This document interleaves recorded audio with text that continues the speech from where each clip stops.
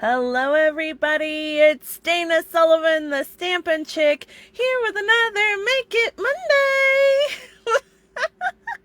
Or Tuesday afternoon, whatever. How are you today, my friends? I hope you had a fantastic weekend. So, no, this is not actually Monday, but this is my Make It Monday video for the week. And I want to thank you all so much for being here with me today and for your patience that I wasn't here yesterday. So, yesterday was just a really weird day, and I can't even really explain it, but just know that I'm sorry I wasn't here with you, but I am here today and I have fun things to share with you, okay? So, this is today's Make It Monday project. Hi, Miss Carol. How are you? I see some folks that are in here. Thank you so much for joining me. Say hello when you come in so that I know who you are. Sometimes Facebook shows me people that are watching and sometimes it doesn't. So if you could say hello and let's have a chat, shall we? Oh, I see lots of folks are coming in. Yay! That's awesome. Okay, great. All right, so this is probably going to be at least one of my last Halloween projects. It's time to move on and get going on fall and Christmas, and I have several classes that are coming up that are huge that I have to get projects finished and designed and posted and all the things. So, hi, Miss Molly. How are you? How are you? I see everybody. Hi. Oh, thank you all so much for coming. I appreciate you being here.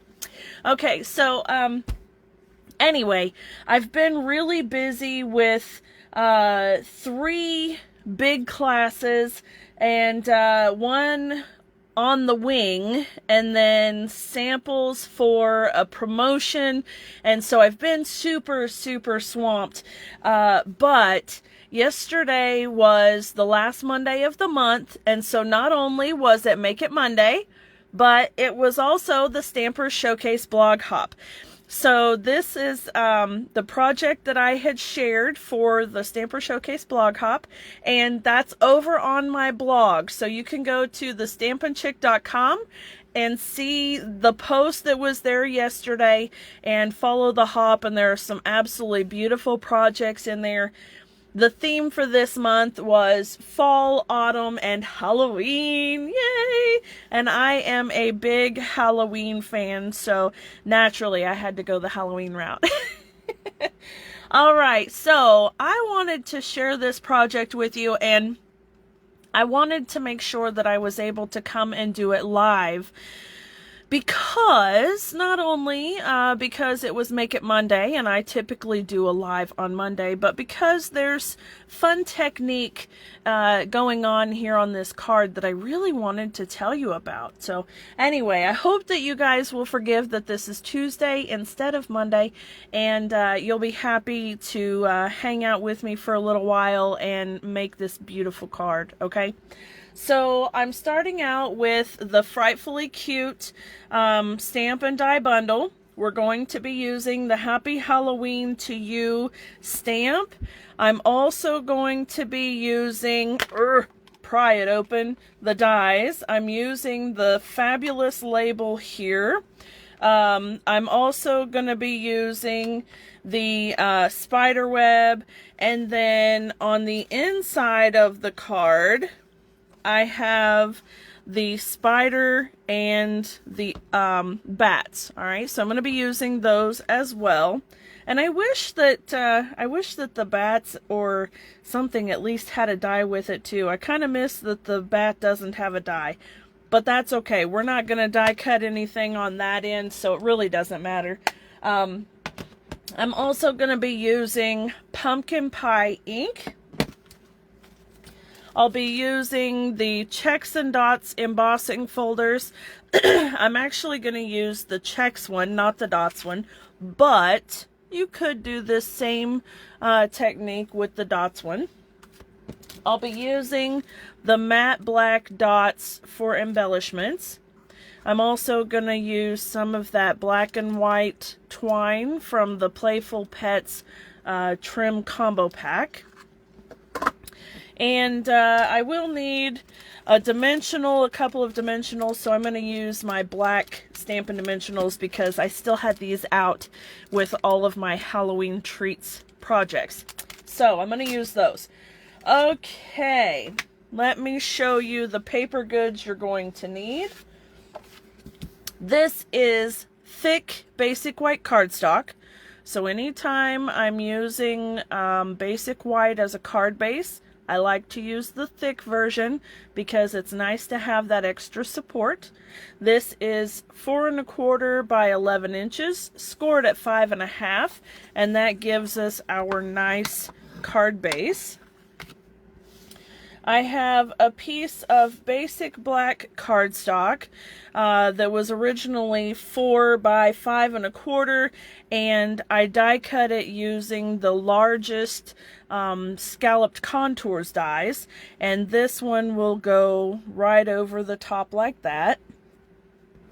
And then this piece is, I forget, 3 1/8 by 4 1/2, and this is the piece that we're going to do that fun checkerboard print on, and then we're going to die cut it with the 3rd largest stitched rectangle die. Okay, so we'll do that.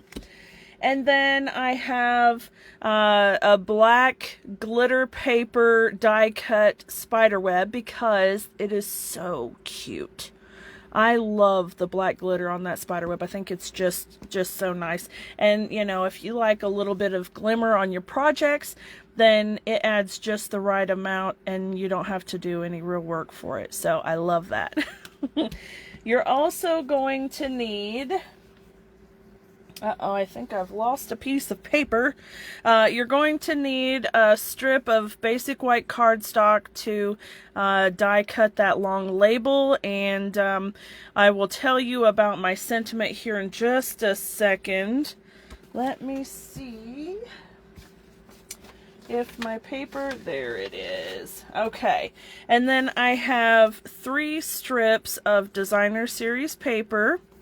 And this one measures 3 inches by 3/4 of an inch. This one measures 2 7/8 by 3/4 of an inch. And this one measures 2 5/8 by 5/8 of an inch. Now, my blog post is already live since it went live yesterday morning, so you can head over to thestampinchick.com and see all of these measurements, the supply list and everything. It's already up there, so don't worry about writing anything down. And then I have just a little bow tied from that black and white twine. So this is approximately 8 to 10 inches. All right. Now, as you can see, I have already dovetailed the ends of these 2 labels. So I'll do this one to show you how I did it in case you don't know already. I basically just take my snips and I go right up the center on one end and then cut from the outside to the center and the outside to the center. And that gives me a dovetail. And it doesn't have to be exact. I mean, that's actually pretty good. But, you know, it doesn't have to be because this is homemade. So it's good. Okay. Now then, I'm going to get this piece out first so that we can do it, because we're going to want to set it up for just a minute and let it dry. So we're actually going to do a heavy concentration of ink. And so it'll take just a second to dry. Okay. Now, with embossing folders from Stampin' Up, the Stampin' Up logo is on the front of the embossing folder. So typically that would make a difference, but with the checkerboard one, it actually doesn't. It just flip-flops one from the other. Okay, so that's pretty neat. Doesn't have to be one way or the other. Either side is fine. But you're going to open it up, and I recommend having scrap paper underneath. And I'm taking the pumpkin pie ink, And I'm just going to tap, tap, tap, tap, tap around that panel. And I'm giving it a little extra oomph when I push, because I kind of want it to go, and drag it just a little bit too if you want to, but I want it to fill in little bits of the holes in between. So you can see here, it's not a super clean checkerboard, and that's because I really wanted that grunge distressed look, okay? Now that I have that, I'm going to line my paper up on this end just so that I can line it up how I want. I don't want it to be right at the edges of any of the squares. I want it to kind of hang over. And then I'm going to try to do this best I can without getting totally icky. All right, let me set that aside. Now I'm going to bring in my die cut machine. And I'm still just hanging on to this, okay? And for regular embossing folders, you're using platform number 1. And you see the instruction on the new machine platforms that tells you how to do it. So for a regular embossing folder, I'm using platform number 1. And I'm using both of the plate number 3, okay? So I'm going to put that on there. And then I'm going to put my embossing folder in. Put that one on top, run it through. And then because I'm very thorough, I'm going to run it through back the other direction. You don't have to do that. I just do my thing. All right. Let me set this aside. Set that aside. And we end up with this, okay? And you can see I got a bit extra right there, and since I don't really care so much for all that extra, I'm going to put that on the bottom so that I can cover it up with my banners. But you see how it's got the little excess bits right there. Now you're going to want to make sure that you run this under warm water in your sink as soon as you can, and that way you get it cleaned off good. I'm going to actually put a little drop of soap too, because it's probably going to be just a minute while I'm doing this video with us. So there we go, and I'll set that off to the side, and then I need to grab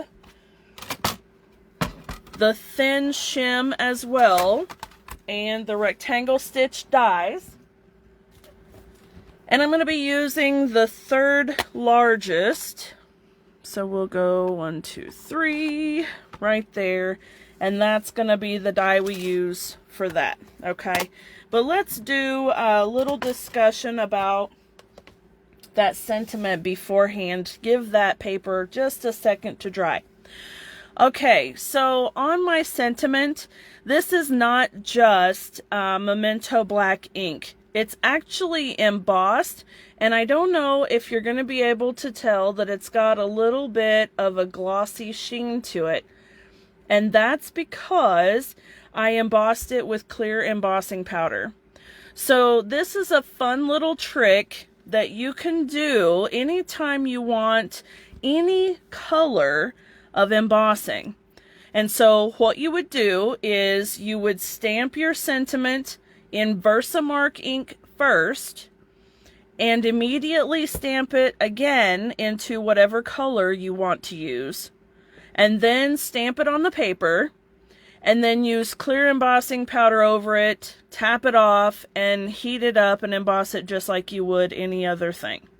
Okay, so that's how you can get colored embossing and using only clear embossing powder. That's a pretty cool trick, isn't it? All right, let's go ahead and start assembling this part of the card first, and we can stamp the inside of it as well.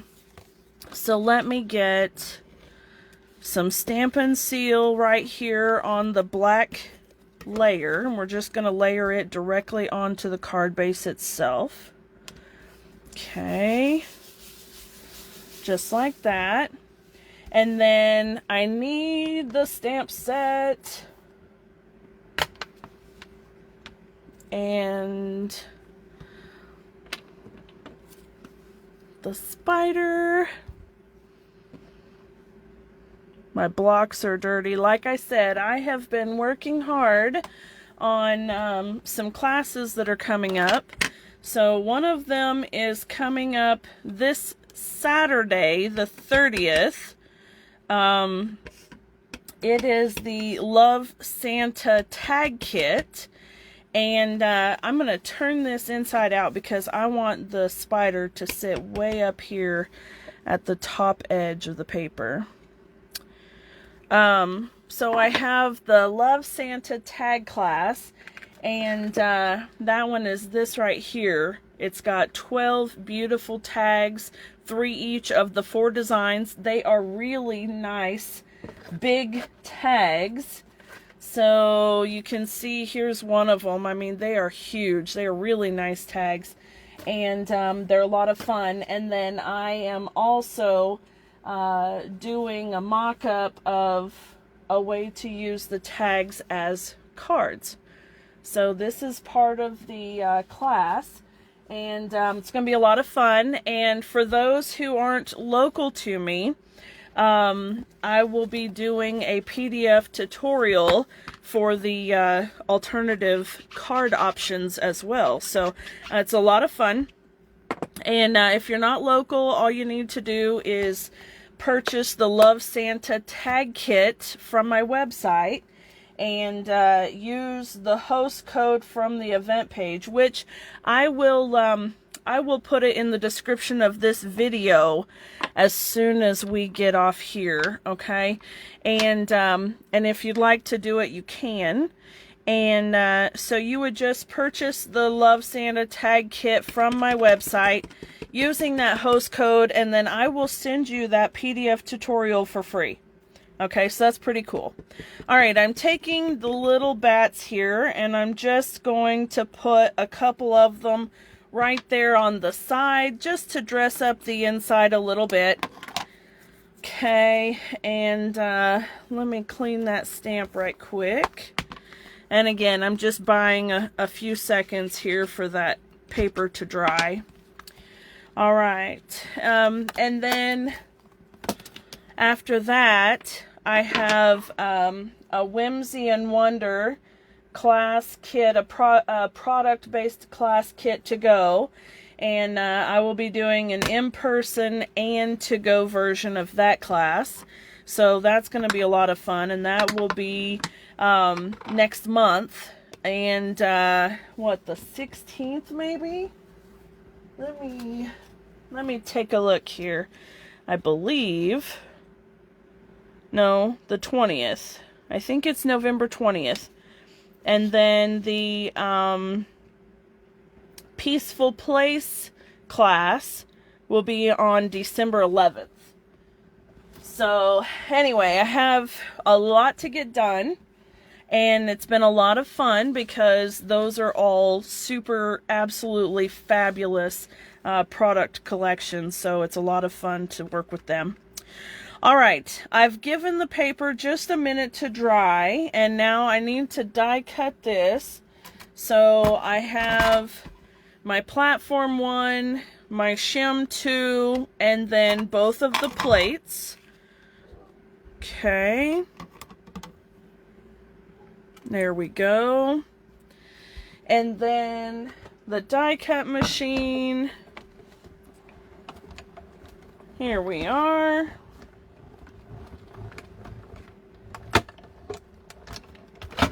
Okay.